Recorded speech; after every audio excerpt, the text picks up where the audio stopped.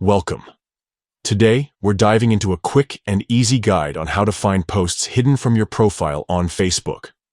Whether you've hidden posts intentionally or just want to revisit them, this step-by-step process will help you locate them effortlessly.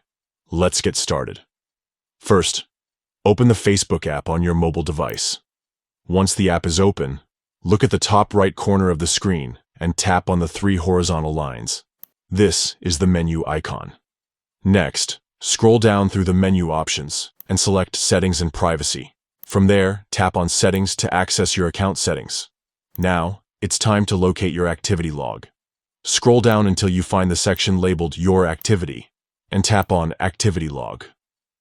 This log contains all the actions you've taken on Facebook, but we'll narrow it down further. Inside the activity log, tap on your Facebook activity. This option will allow you to manage various types of activities associated with your account. From here, select Posts. At this stage, you'll see an option labeled Posts Hidden from Profile. Tap on it, and Facebook will display all the posts that were previously hidden from your timeline or profile.